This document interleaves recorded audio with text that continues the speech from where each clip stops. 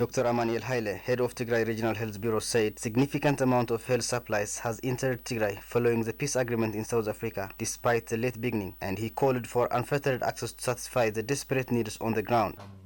Unfettered humanitarian aid did not come soon after the signing of the agreement. It took quite a while. So aid started coming in since November the 15th. So in the last 1 month, slowly there has been change, really encouraging change, I would say. The Bureau head also gratified the Ethiopian Pharmaceutical Supply Agency for delivering health supplies for testing and treating HIV, TB, and malaria. Ethiopian Pharmaceutical Supply Agency also sent supplies mainly related to HIV, supplies that are needed to treat HIV, and also supplies needed to test individuals whether they have HIV or not, and supplies for tuberculosis, and supplies for malaria. So we now have about medicines for malaria, which will enable us to treat around 34,000 patients with malaria, and supplies which enable us to test 30,000 people for malaria. Dr. Emmanuel underscored that the demand for malaria drugs is huge as malaria outbreak is spiraling out of control in Tigray, and his bureau demands much more drugs to come. Compared to the outbreak that's going on in Tigray right now, which is really out of our control, we need a lot of help. A lot of our people, in hundreds of thousands, are displaced everywhere. So if you add the numbers, they are in millions, they're everywhere. So the place where they are is in the open field, exposed to insects, and they are malnourished. We haven't done any malaria preventive activities for more than 2 years. So adding all that, our people are really in real danger. So we need a lot of help, much more than what we have already obtained. Dr. Emmanuel also commended the UN agencies, international NGOs, and others who contributed their share in supplying aid into Tigray so far, and expressed his hope that the supplies would continue coming in a bigger amount. So ICRC is doing its level best. We really thank them a lot for all the supplies, the food items that they were able to bring to various health institutions within Tigray, and supplies for dialysis that friends of Tigray and diaspora people of Tigray origin who sent money and bought the supplies. And in terms of chronic diseases like diabetes, for patients with type 1 diabetes and type 2 diabetes patients that require insulin, Ethiopian Diabetes Association sent us 4,900 insulin vials together with other supplies like glucometer and what is needed to test sugar. And WHO also brought supplies to Tigray, about 357 sets, trauma and emergency surgery kits, and other kits as well, and supplies that are needed to take care of patients with COVID-19. The Bureau head emphasized that medicines to treat cancer patients, mental health problems, and neurological problems have not yet made into Tigray, and many are suffering a lot. So there are also items that have never made it to Tigray so far. Patients with cancer, they have not received anything. If they need radiation therapy, they cannot go out of Tigray. And drugs for cancer treatment, they haven't been made available for more than 2 years now.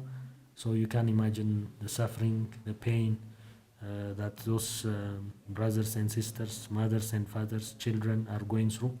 Drugs for chronic illnesses, non-communicable diseases like mental health issues, they are increasing in number, neurologic problems, and kidney problems. According to the Bureau head, only 4 international organizations, including UN agencies, have delivered health supplies into Tigray, and he urged all international NGOs to take part in the delivery of health supplies into Tigray as the demand is extremely huge. The number of NGOs that are bringing supplies into Tigray are fewer in number. We expect all of them to bring supplies to Tigray. So far, only 4 international organizations, including UN agencies, were able to bring health supplies to Tigray. To mention their names, ICRC, UNICEF, WHO, and UNFPA are the ones who brought drugs and supplies to Tigray. So we are now trying to deal with a problem that has been accumulating for more than 2 years. So it's so straightforward. The need is really, really huge. Dr. Emmanuel reiterated that his bureau is grateful for all the supplies it has received so far, giving emphasis to further entry of unfettered supplies into Tigray. So yes, we're glad that we have started receiving supplies, and we're so hopeful that this will increase in the future. In related news, the Bureau also states that UNICEF has delivered therapeutic supplies and vaccines that would enable the Bureau to vaccinate 50,000 children. The Bureau adds that it is a huge relief for the health system in Tigray, as children, including newborns in the region, have been denied vaccinations for the past 2 years due to the war and subsequent siege. Again, Abraha Gabriel has more. Dr. Emmanuel Haile, head of Tigray Regional Health Bureau, said on Monday that UNICEF has delivered vaccines that would enable to vaccinate 50,000 children. Children, including newborns in Tigray, have been denied of vaccination for the past 2 years due to the war and the subsequent siege. So UNICEF brought us vaccines. So we haven't had vaccines for quite a long time. Children, especially those living in the countryside, were beyond reach, and a lot of them were exposed to vaccine preventable diseases, and now we're glad that we have those supplies at hand. So we're expecting that we'll be able to vaccinate 50,000 children, and we need more for us to be able to reach those who are newly born and those who are even older than 2 years but have not been vaccinated for more than 2 years now. The Bureau head said his Bureau has not started distributing vaccines because it requires serious planning, as there are health facilities that do not have refrigerators, and it requires a different way of reaching the target beneficiaries. Vaccines, we haven't yet started distributing them because it requires serious planning. As you were mentioning earlier, there are health facilities that do not have refrigerators, so we need to come up with a different way of reaching those children living around that area. So one way is to do it in a certain locality, and the other way is to dispatch a group of health professionals with a call box, putting the vaccines, and then going out to where the kids are and vaccinate them. So there are different options. So our experts in the Bureau, together with experts in UNICEF, they are deliberating on this issue, and they will come up with very clear plans. Our hope is we will be able to start providing vaccination service as of early next week, once all those things are cleared. According to Dr. Emmanuel, his Bureau has also received therapeutic supplies that would help treat malnourished children, pregnant mothers, and lactating mothers. He said these supplies will be used at primary health care level, and distributions to the health centers have already begun.